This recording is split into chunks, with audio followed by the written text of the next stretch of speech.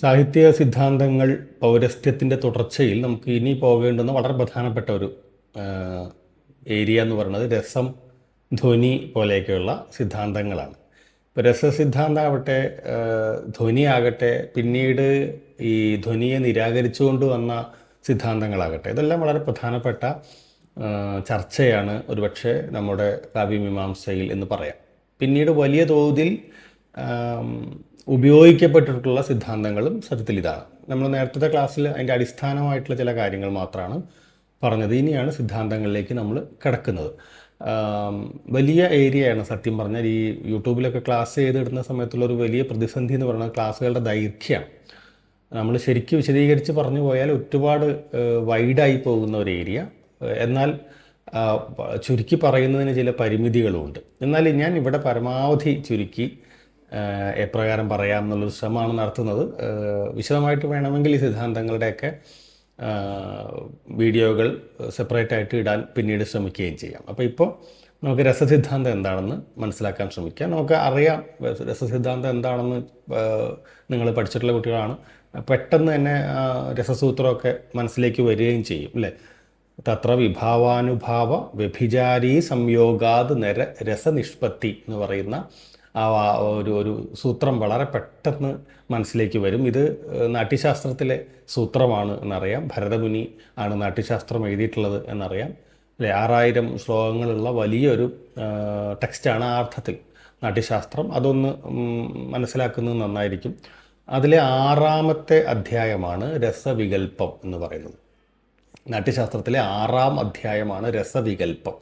രസവികൽപ്പത്തിലാണ് ഈ പറഞ്ഞ വിഭാവാനുഭാവ വ്യഭിചാരി സംയോഗാത് രസനിഷ്പത്തി എന്ന് പറയുന്ന ആ വിഖ്യാതമായ സൂത്രം ഉള്ളത്. ഈ സൂത്രത്തിൻ്റെ ഒരുപക്ഷെ വിശദീകരണങ്ങളോ വ്യാഖ്യാനങ്ങളോ ആണ് പിന്നീട് രസസിദ്ധാന്തങ്ങളായിട്ട് മാറിയിട്ടുള്ളത്. ഭരതമുനി ആവട്ടെ ഇതിൻ്റെ വിശദീകരണങ്ങളൊന്നും തന്നെ നൽകുന്നുമില്ല എന്നുള്ളതാണ്. അതുകൊണ്ടാണ് ഈ സാധ്യത ഉണ്ടായി വരുന്നത്.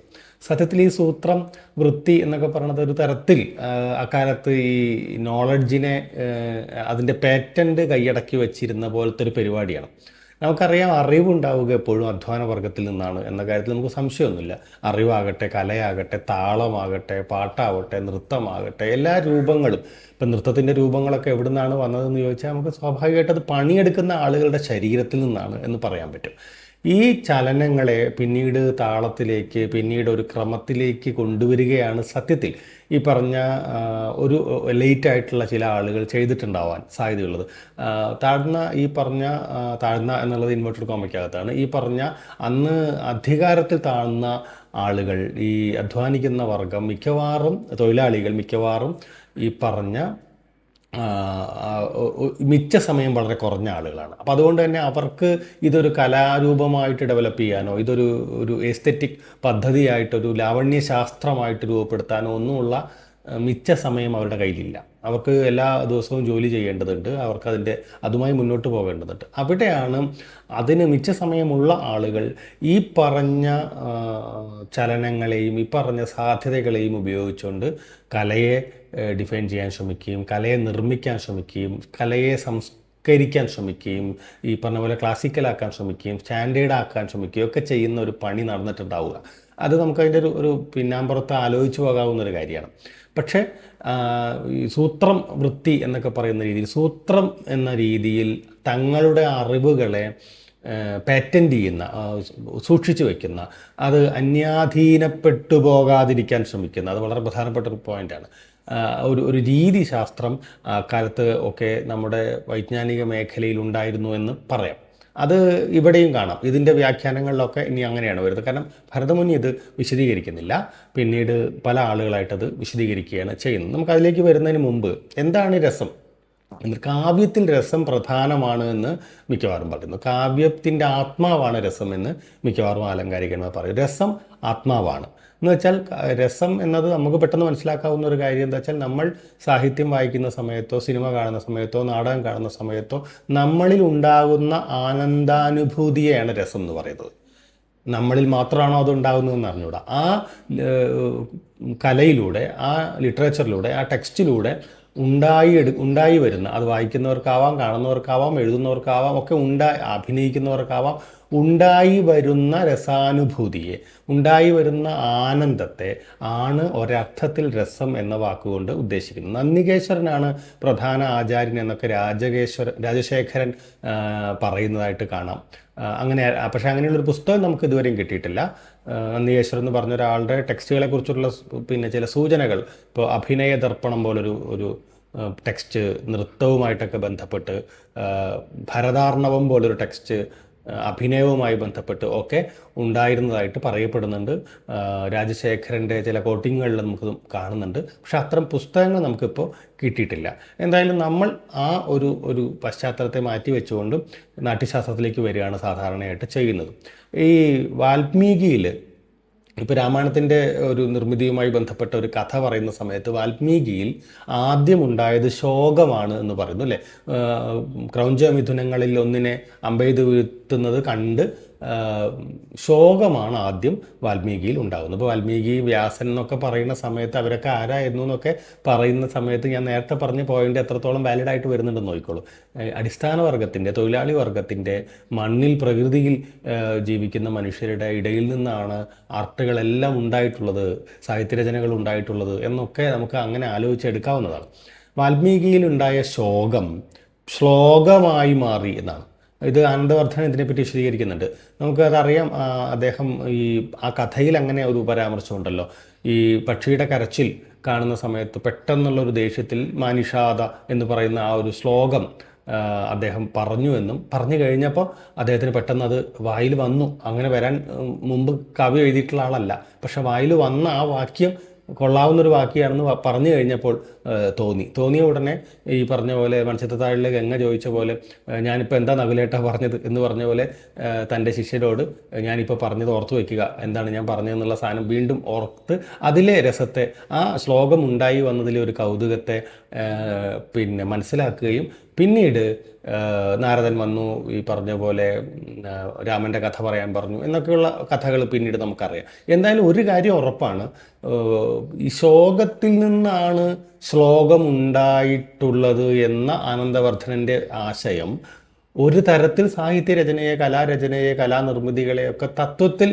അഭിസംബോധന ചെയ്യുന്നുണ്ട് എന്ന് വേണമെങ്കിൽ പറയാം. അത് ഇക്കാലത്തും ഒരുപക്ഷെ പ്രസക്തമായേക്കാം. കാരണം മിക്കവാറും വലിയ എഴുത്തുകാരെല്ലാം പറയുന്നത് അവർ വിഷാദത്തിലിരിക്കുമ്പോഴാണ് അവർ എഴുതുന്നത് എന്നാണ്. അവർക്ക് സങ്കടങ്ങൾ വരുമ്പോഴാണ് അവർ എഴുതുന്നത്, കലാനിർമ്മിതികൾ നടത്തുന്നത്. വളരെ ക്ലാസിക് എന്നൊക്കെ നമ്മൾ ഇന്ന് വിളിക്കുന്ന വളരെ പ്രധാനപ്പെട്ട രചനകളും പ്രധാനപ്പെട്ട അവതരണങ്ങളും ഒക്കെ വന്നിട്ടുള്ളത് ഈ ഇത്തരത്തിലുള്ള ചില സങ്കടങ്ങളിൽ നിന്നാണ് എന്ന് പൊതുവിൽ പറയാറുണ്ട്. പൂർണ്ണമായും അത് ഒരു സാമാന്യവൽക്കരണത്തിന് യോജിച്ച പ്രയോഗമാണോ എന്ന് നമുക്ക് അറിഞ്ഞുകൂടാ. എന്തായാലും ശോകം ആണ് ശ്ലോകമായത്. ശോകം കരുണരസമാണ്. ശോകമുണ്ടാകുമ്പോൾ കരുണരസം ഉണ്ടാകുന്നു. ഈ കരുണ ശോകത്തിൽ നിന്ന് ഉണ്ടായി വന്ന ശേഷം അത് കാവ്യത്തിൻ്റെ ആത്മാവായി തീരുകയും, അങ്ങനെ രസം എന്ന് പറയുന്ന ഒരു സങ്കല്പം, രസം ആസ്വാദനം ഒക്കെയാണല്ലോ ഒരർത്ഥത്തിൽ. ആസ്വാദനം എന്നാ പറയുക, രസാസ്വാദ്യം അല്ലെ, രസം ആസ്വദിക്കുകയാണ് ചെയ്യുക. അല്ലാതെ രസം കാണാൻ പറ്റില്ല, ഒരാൾക്ക് കാണിച്ചു കൊടുക്കാൻ പറ്റില്ല. അങ്ങനെ കാണിച്ചു കൊടുക്കാനും കാണാനൊക്കെ പറ്റുന്ന രസം നമ്മൾ അടുക്കളയിൽ ഉണ്ടാക്കുന്ന രസമാണ്. അതല്ലാത്ത ഈ രസം അത് പറ്റില്ല. ഇത് നമുക്ക് അനുഭവിക്കാൻ മാത്രമേ പറ്റുള്ളൂ. ഇപ്പം നമ്മൾ ചില സിനിമയൊക്കെ കണ്ടു കഴിഞ്ഞാൽ കൂട്ടുകാർ റിവ്യൂ ചോദിക്കുന്ന സമയത്ത് നമ്മൾ പറയില്ല, അത് എനിക്ക് പറയണമെന്ന് അറിയില്ല, കണ്ടു നോക്കുക, അത് ഭയങ്കര രസമുള്ള സിനിമയാണ്, ഇങ്ങനെ പറയുക, ഭയങ്കര രസമുള്ള സിനിമ. രസം എന്നുള്ള വാക്ക് അങ്ങനെയും നമ്മുടെ നിത്യവ്യവഹാരത്തിലുണ്ട്. നമ്മുടെ രസന എന്ന് പറയുന്ന ഈ രുചിയുമായി ബന്ധപ്പെട്ടൊക്കെ രസമുണ്ട്, ഭക്ഷണവുമായി ബന്ധപ്പെട്ട് രസമുണ്ട്. ഒരർത്ഥത്തിൽ അങ്ങനൊരു ഭക്ഷണം ഉണ്ട്. രസം എന്ന വാക്കിന് ഇങ്ങനെയെല്ലാം ഉള്ള അർത്ഥങ്ങളുണ്ട്. സത്ത എന്ന അർത്ഥത്തിൽ വേണമെങ്കിൽ രസം എന്നൊരു ആശയം ആലോചിക്കാവുന്നതാണ്. ഈ പരിപ്പൊക്കെ വേവിച്ചിട്ട് അതിൻ്റെ സത്ത എടുത്തിട്ടാണ് രസം എന്നുള്ള കറി ഉണ്ടാക്കുക. അപ്പം അങ്ങനെ പല രീതിയിൽ ഈ രസം എന്നുള്ള വാക്കിന് പ്രസക്തി ഉണ്ടെന്ന് പറയുകയാണ് ഞാൻ. ഭരതൻ്റെ കാലം വരെ കാവ്യവും നാട്യവും ഒന്നായിട്ടാണ് കണ്ടിരുന്നത് എന്ന് പറയപ്പെടുന്നു. കാവ്യം ച നാട്യമേവ എന്ന് പറയുന്നത്. അപ്പോൾ രണ്ടും ഏതാണ്ട് ഒന്ന് തന്നെയാണ്. പിന്നീടാണ് ഇതിനിങ്ങനെ പ്രത്യേക ചില പ്രത്യേകം മാധ്യമമാക്കി മാറ്റാവുന്ന ചില അടരുകൾ ഇതിനുണ്ട് എന്നൊക്കെ പിന്നീടാണ് വരുന്നതെന്ന് നമുക്ക് വേണമെങ്കിൽ പറയാം. അപ്പോൾ എന്തായാലും ഇതതിൻ്റെ ഒരു ചരിത്രം, ഞാൻ ഇതിൻ്റെ ഒരു പശ്ചാത്തലം പറഞ്ഞു എന്നേ ഉള്ളൂ. ആനന്ദവർദ്ധനൻ വാൽമീകിയൊക്കെ കോട്ട് ചെയ്തുകൊണ്ട് പറഞ്ഞ ചില കാര്യങ്ങളെ നമ്മൾ അങ്ങനെ പറഞ്ഞു എന്നേ ഉള്ളൂ. നമുക്ക് ഇതിലേക്ക് വരാം, നമ്മുടെ കോറിലേക്ക് വരാം. അത് തീർച്ചയായിട്ടും ഈ വിഭാവാനുഭാവ വ്യഭിചാരി സംയോഗാത് രസനിഷ്പത്തി എന്ന് പറയുന്ന നാട്യശാസ്ത്രത്തിലെ 6-ാം അധ്യായമായ രസവികൽപ്പത്തിൽ ഭരതമുനി പ്രയോഗിക്കുന്ന ഒരു സൂത്രത്തിൽ നിന്നാണ് രസസിദ്ധാന്തം ഉണ്ടായി വരുന്നത് എന്ന് മനസ്സിലാക്കുക. ഇനി ഈ സിദ്ധാന്തത്തിന് കാരണമായ ഈ സൂത്രത്തെയും മനസ്സിലാക്കണം. ഇതൊക്കെ കീവേഡ്സ് ആണല്ലോ, ഞാൻ നേരത്തെ പറഞ്ഞ പോലെ ഒക്കെ പേറ്റൻ്റ് എടുത്ത് വെച്ചിരിക്കുകയാണ്. കീവേഡ്സ് ആണ്. വിഭാവം എന്നൊരു വാക്ക്, അനുഭാവം എന്നൊരു വാക്ക്, സഞ്ചാരി ഭാവം എന്നൊരു വാക്ക്, അല്ലെങ്കിൽ വ്യഭിചാരി ഭാവം എന്നൊരു വാക്ക്, ഇവയുടെ സംയോഗം, അങ്ങനെ രസമുണ്ടാകുന്നു എന്നാണല്ലോ ഈ വാക്യം താരതമ്യേന പെട്ടെന്ന് പറയുന്നത്. എന്താണ് ഈ വിഭാവം എന്ന കാര്യവും എന്താണ് അനുഭാവം എന്ന കാര്യവും എന്താണ് സഞ്ചാരി ഭാവം അഥവാ വ്യഭിചാരി ഭാവം എന്നും നമ്മളൊന്ന് സാമാന്യമായിട്ട് അറിയണം. വിഭാവം എന്നതുകൊണ്ട് ഉദ്ദേശിക്കുന്നത് കാരണം എന്നാണ്. വിഭാവം കാരണമാണ്. അതായത് രസമുണ്ടാകാൻ ഒരു കാരണം വേണമല്ലോ, എന്തെങ്കിലും ഒരു കാരണം വേണം രസം ഉണ്ടാവാൻ. ഇപ്പോൾ എപ്പോഴും കോട്ട് ചെയ്യുന്നത് ശകുന്തളയെയും ദുഷ്യന്തനെയും ഒക്കെ ആണല്ലോ. അങ്ങനെ ആലോചിച്ചാൽ ശകുന്തളയ്ക്ക് രസമുണ്ടാകുന്നതിൻ്റെ കാരണം, ശകുന്തളയിൽ പ്രണയമുണ്ടാകുന്നതിൻ്റെ കാരണം, ശകുന്തളയിൽ വികാരമുണ്ടാകുന്നതിൻ്റെ മാറ്റമുണ്ടാകുന്നതിൻ്റെ കാരണം ആരാണ്? ദുഷ്യന്തനാണ്. ദുഷ്യന്തനിൽ ശകുന്തളയുമാണ്. ദുഷ്യന്തൻ അവിടെ ഒളിച്ചിരുന്നിട്ട് ശകുന്തളയും തോഴിമാരൊക്കെ കളിക്കുന്നത് കാണുകയും പിന്നെ ഈ പറഞ്ഞ പോലെ തേനീച്ച വരുന്നതൊക്കെ നിങ്ങൾക്ക് അതൊക്കെ ഓർമ്മയുണ്ടാവും. അപ്പോൾ അയാൾ അങ്ങനെ ശകുന്തളയെ കണ്ടതുകൊണ്ടാണ് അയാൾക്ക് ഈ പറഞ്ഞ വികാരം അഥവാ പ്രണയം ഉണ്ടാവുന്നത്. അപ്പോൾ കാരണമാണ് വിഭാവം എന്ന് പറയാം. അപ്പോൾ ശകുന്തളയ്ക്ക് ദുഷ്യന്തനാണ് കാരണം, ദുഷ്യന്തന് ശകുന്തളയാണ് കാരണം എന്ന് പറയാം. അപ്പോൾ നമുക്കോ, പ്രേക്ഷകർക്ക് ഇവർ രണ്ടുപേരുമാണ് കാരണം. ഇവർ രണ്ടുപേരും ഇപ്പം നാടകമാണെങ്കിൽ വേദിയിൽ വന്ന സമയത്ത് അവർ രണ്ടുപേരും പരസ്പരം കാണുകയും അവർ പ്രണയിക്കുന്നു എന്ന് നമ്മൾ അറിയുകയും ചെയ്യുമ്പോഴാണല്ലോ നമുക്കത് അനുഭവപ്പെടുന്നത്. അപ്പം അതുകൊണ്ട് നമ്മുടെ കാരണം ഇവർ രണ്ടുപേരുമാണ് എന്ന് പറയാം. ഇനി അടുത്തത് അനുഭാവം ആണ്. എന്താണ് അനുഭാവം? അനു എന്ന് പറയുന്ന വാക്ക് ചേർന്ന് വരുമ്പോൾ തന്നെ കൂടെ, ഒപ്പം എന്നൊക്കെയുള്ള ഒരു അർത്ഥമുണ്ടല്ലോ, ഭാവത്തിൻ്റെ കൂടെ വരുന്ന. അപ്പോൾ വിഭാവം ഈ പറഞ്ഞ ശകുന്തളയിലും ദുഷ്യന്തനിലും ഉണ്ടായ ഭാവമാണ്, വിശേഷപ്പെട്ട ഭാവമാണ് ഒരർത്ഥത്തിൽ. ആ ഭാവത്തിൻ്റെ കൂടെ വരുന്നതിനാണ് അനുഭാവം എന്ന് പറയുക. അപ്പോൾ അനുഭാവം കാര്യമാണ് എന്ന് പൊതുവെ പറയാം. മറ്റത് കാരണം അല്ലേ, അവർ പരസ്പരം കണ്ടതിൻ്റെ കാരണം കൊണ്ട്, ദുഷ്യന്തന് ശകുന്തളയെ കണ്ടത് കൊണ്ട് ആ ഭാവം ഉണ്ടായി. ഇനി ആ ഭാവം ഉണ്ടായാൽ ദുഷ്യന്തനിൽ പിന്നെന്താ ഉണ്ടാവുക? പിന്നാലെ ഉണ്ടാവുന്ന ഭാവങ്ങളാണ് അനുഭാവങ്ങൾ. ദുഷ്യന്തനിൽ ഉണ്ടാവുന്ന കാര്യമാണത്. നേരത്തെ കാരണം ശകുന്തളയെ കണ്ടു എന്നുള്ളതാണ്. കാര്യം ഇനിയാണ് വരാൻ പോണത്. എന്താണ് ആ കാര്യം? ഒരു ഭാവം ഉണ്ടായി. ആ ഭാവം എങ്ങനെയാണ് ദുഷ്യന്തനിൽ പുറത്തു വരിക? ദുഷ്യന്തനിൽ അത് പുറത്തു വരിക തീർച്ചയായിട്ടും ദുഷ്യന്തൻ്റെ ഭാവം മാറും. ദുഷ്യന്തൻ ചിലപ്പോൾ ഒന്ന് വിളറി എന്ന് വരും, ദുഷ്യന്തനിൽ കണ്ണുകൾക്ക് തെളിച്ചം വന്നു എന്ന് വരും, രോമാഞ്ചം വന്നു എന്ന് വരും. അതെല്ലാം സത്യത്തിൽ അയാളുടെ ശരീരത്തിലൊക്കെ ഉണ്ടാവുന്ന മാറ്റങ്ങളാണ്. ആ മാറ്റങ്ങൾ ഇപ്പോൾ അഭിനയം തന്നെ പറയാം. നമുക്കിപ്പോൾ ഒരു നാടകത്തെ പറ്റി ആലോചിക്കുമ്പോൾ ദുഷ്യന്തനായിട്ട് ആക്ട് ചെയ്യുന്ന നടൻ ഇതെങ്ങനെയാണ് നമ്മളെ അറിയിക്കുക, പ്രേക്ഷകരെ അറിയിക്കുക? അയാൾ അഭിനയിക്കും. അപ്പോൾ അയാൾ അഭിനയിക്കുക എങ്ങനെ? അയാളാകെ പിന്നെ വിയർക്കുന്നതായിട്ട്, ദാഹിക്കുന്നതായിട്ട്, അല്ലേ, ഇവളെ കാണുന്നതോടുകൂടി വെപ്രാളപ്പെടുന്നതായിട്ട് ഇങ്ങനെ അഭിനയിക്കും. ഈ അഭിനയിക്കുന്നത് വാസ്തവത്തിൽ അനുഭാവം ആണ്. ഈ അഭിനയിച്ചാൽ എന്താ സംഭവിക്കുക? ഈ അഭിനയിക്കുമ്പോഴാണ് ഇത് അനുഭവിപ്പിക്കാൻ പറ്റുന്നത്. ആരെ? ശകുന്തളയെയും അതെ, നമ്മൾ പ്രേക്ഷകരെയും അതെ. അപ്പോൾ അതുകൊണ്ട് ഇത് ഈ അഭിനയം തന്നെയാണ് അനുഭാവമായിട്ട് മാറുന്നതെന്ന് പറയാം. പക്ഷെ സൂക്ഷ്മമായിട്ട് മനസ്സിലാക്കേണ്ടത് വിഭാവം കാരണമാണ്, അനുഭാവം കാര്യമാണ്. ആ കാരണം കൊണ്ട് സംഭവിക്കുന്നത് എന്താണോ അതാണ് അനുഭാവം. പിന്നാലെ വരുന്ന ഭാവം എന്നും അർത്ഥം. മൂന്നാമത്തെ കാര്യം പറയുന്നത് സഞ്ചാരി ഭാവം, വ്യഭിചാരി ഭാവം എന്നും പറയണം. ഈ രണ്ടിൻ്റെ അർത്ഥം വന്നു പോകുന്ന എന്നുള്ള അർത്ഥത്തിലാണ് ഈ രണ്ട് വാക്കുകൾ വരുന്നത്. വേറെ സെൻസിലൊന്നും തന്നെ എടുക്കണ്ട. സഞ്ചാരി ഭാവം അതിങ്ങനെ ഒരിക്കലും അവിടെ ഉറച്ചു നിൽക്കില്ല, വന്ന് പോകുന്ന ഭാവങ്ങൾ എന്നാണ്. ഈ രതി അടക്കമുള്ള സ്ഥായി ഭാവങ്ങളെ, നേരത്തെ പറഞ്ഞ ശകുന്തളയിലും ദുഷ്യന്തനിലൊക്കെ ഉണ്ടായിട്ടുള്ള ആ സ്ഥായി ഭാവങ്ങളെ പോഷിപ്പിക്കുകയും ആ പോഷിപ്പിക്കാനായി വന്നു പോകുന്നതുമായ നമ്മുടെ മനോഭാവങ്ങളോ സംഭവ വികാസങ്ങളോ എല്ലാം ആണ് ഈ സഞ്ചാരീഭാവം എന്നുള്ള വാക്കുകൊണ്ട് ഉദ്ദേശിക്കുന്നത്. ഇപ്പോൾ നായകനും നായികയും ഇപ്പോൾ നമ്മൾ സിനിമയൊക്കെ കാണുമ്പോൾ ആലോചിച്ച് നോക്കിയേ, നായകനും നായികയും പ്രണയിക്കുന്നു, അവർ രണ്ടുപേരും പ്രണയം ഏറ്റു പറഞ്ഞു, അവർ പ്രണയിച്ച് തുടങ്ങിയാൽ അതങ്ങനെ അങ്ങ് പ്രണയിച്ച് പോവുകയോ അവർ കല്യാണം കഴിക്കുകയോ കഴിക്കാതിരിക്കുകയോ ഒന്നിച്ച് ജീവിക്കുകയോ ഒക്കെ ചെയ്യുന്നിടത്തോ അങ്ങനെ പോയാൽ ആ വർക്ക് നമുക്ക് രസം തരില്ല. രസം തരണമെങ്കിൽ എന്ത് വേണം? ഇവർ പ്രണയിച്ച് തുടങ്ങുമ്പോൾ തന്നെ ഇവർക്കൊരു തടസ്സം വരണം.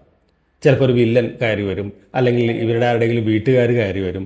ഇങ്ങനെ പലതരം തടസ്സങ്ങൾ വരും. ചിലപ്പോൾ പെട്ടെന്ന് നായികയുടെ അച്ഛൻ മരിക്കും, ചിലപ്പോൾ പെട്ടെന്ന് മറ്റെന്തെങ്കിലും സംഭവിക്കും. ഇങ്ങനെ പലതരത്തിൽ വന്നു പോകുന്ന അനവധി വിഷയങ്ങൾ, പല ഉപകഥാപാത്രങ്ങളും വന്നു പോകും. ചിലർ നായികയെ പറ്റി നായകനോട് കുറ്റം പറയും. ഇങ്ങനെ പല തടസ്സങ്ങളും വരും. തടസ്സങ്ങളല്ല ഒരർത്ഥത്തിൽ, അതൊക്കെ ഈ പ്രണയത്തെ കൂടുതൽ അരക്കിട്ടുറപ്പിക്കുന്ന, കൂടുതൽ ശക്തമാക്കുന്ന കാര്യങ്ങളാണ്. അപ്പോൾ അതാണ് രത്യാദി സ്ഥായി ഭാവങ്ങളെ പോഷിപ്പിക്കുന്നതിനായി വന്നു പോകുന്ന ഭാവങ്ങൾ എന്ന് സഞ്ചാരി ഭാവങ്ങളെ പറയുന്നത്. സഞ്ചാരി ഭാവങ്ങൾ വേറൊരു വലിയ വിഷയമാണ്, ധാരാളം വിശദീകരിച്ച് പറയേണ്ടതാണ്. നമുക്ക് പറ്റുകയാണ്, സമയം കിട്ടുകയാണ് പറയാം. ഇതും ഇങ്ങനെ വന്നു പോകുന്നു എന്നാണ് പറയുന്നത്. ഇതെല്ലാം ആണ് സത്യത്തിൽ ഈ രസസൂത്രത്തെ നിർമ്മിച്ചിട്ടുള്ള 3 കീവേഡുകൾ. അപ്പോൾ ആ 3 കീവേഡുകൾ മനസ്സിലാവാൻ വേണ്ടിയാണ് ഇത്രയും കാര്യങ്ങൾ പറഞ്ഞത്. ഭരതമുനി നിർദ്ദേശിച്ചിട്ടുള്ള 8 സ്ഥായി ഭാവങ്ങൾക്ക് കാരണങ്ങൾ ആകുന്നു വിഭാവങ്ങൾ എന്ന് നമ്മൾ നേരത്തെ പറഞ്ഞു. ഇപ്പോൾ രതി അടക്കമുള്ള സ്ഥായി ഭാവങ്ങൾ. ഈ സ്ഥായി ഭാവങ്ങൾ 8 എന്ന് പറഞ്ഞത് നമ്മുടെ ഭരതമുനിയാണ്. പിന്നീട് അത് 9 കൂടുന്നു, അല്ലെ, 9 പിന്നീട് നമുക്ക് മാറുന്നുണ്ട്. ഇപ്പം നമ്മൾ നവരസങ്ങൾ എന്നല്ലേ പറയുക, ശാന്തം കൂടി ചേർത്ത് നവരസങ്ങൾ എന്നാണ് പറയുക. അപ്പോൾ ഭട്ടലൊല്ലടനും അഭിനവഗുപ്തനും ഒക്കെയാണ് ഈ 9ാമത്തെ രസം ശാന്തമാണ് എന്നൊക്കെ പറഞ്ഞുകൊണ്ടുള്ളൊരു ആലോചനകൾ കൊണ്ടുവരികയും പിന്നെ നമ്മളത് സ്വീകരിക്കുകയും ചെയ്തു. ശാന്തരസവും ഇപ്പോൾ നമുക്ക് നവരസം എന്ന് നമ്മളിപ്പോൾ പറയുക. ഭരതമുനി 8 രസങ്ങളെക്കുറിച്ചാണ് 8 സ്ഥായി ഭാവങ്ങളെക്കുറിച്ചാണ് പറഞ്ഞിട്ടുള്ളത്. അതിന് പിന്നെ കാരണമാണ് വിഭാവം എന്ന് ഞാൻ നേരത്തെ പറഞ്ഞു. ഇനി ഈ വിഭാവം തന്നെ 2 തരത്തിലുണ്ട്, കാരണം തന്നെ 2 തരത്തിലുണ്ട്. എന്തൊക്കെയാണ് ആ കാരണം? ഒന്ന് ആലംബനം ആണ്, ആലംബനം. 2 ഉദ്ദീപനം. ആലംബന വിഭാവം എന്നും ഉദ്ദീപന വിഭാവം എന്നും 2. എന്താണ് ഈ ആലംബന വിഭാവം? അതാണ് നമ്മൾ ആദ്യം പറഞ്ഞ പോയിന്റ്. അതായത് ആലംബനം എന്നൊക്കെ പറയുന്നത് സ്ഥായി ഭാവങ്ങളുടെ വിഷയമാണ് കേട്ടോ. അതായത് നായകനിലുണ്ടാകുന്ന രതിക്ക് നായികയും നായികയിലുണ്ടാകുന്ന രതിക്ക് നായകനും കാരണമാകുന്നു, ആലംബമാകുന്നു. അതാണ് ആലംബം എന്നുള്ള വാക്ക്. അങ്ങനെ തന്നെ ആലോചിച്ചാൽ മതി, ആലംബം ആകുന്നു. അതായത് ശകുന്തള അവിടെ ഉണ്ടായത് കൊണ്ട് ആണല്ലോ ദുഷ്യന്തനിൽ ഈ രതിഭാവം ഉണ്ടാകുന്നത്. ശകുന്തള അവിടെ ഉണ്ട്, ശകുന്തളയുടെ വസ്ത്രം പ്രധാനമാണ്, അല്ലേ? അവളൊരു തപോവന കന്യകയല്ല എന്ന് അയാൾക്ക് ബോധ്യപ്പെട്ടു പെട്ടെന്ന് കണ്ട ഉടനെ. അത് തപോവന കന്യകയാണെങ്കിൽ അതൊക്കെ ഈ വികാരം വരാൻ പാടില്ല, കാരണം അത് നിഷിദ്ധമാണ്. ഭയമുണ്ട്, ഈ താമസന്മാരെയൊക്കെ വലിയ ഭയമുണ്ട് രാജാക്കന്മാർക്ക്. ആഗ്രഹം തോന്നിയാലും അതിനെ അപ്പം തന്നെ പിടിച്ച് അടക്കിയേ പറ്റുള്ളൂ. പക്ഷേ ശകുന്തളയുടെ വസ്ത്രം ഒക്കെ കാണുമ്പോൾ തന്നെ മനസ്സിലാവുന്നുണ്ട് ശകുന്തള ഒരു തപോവന കന്യകയല്ല.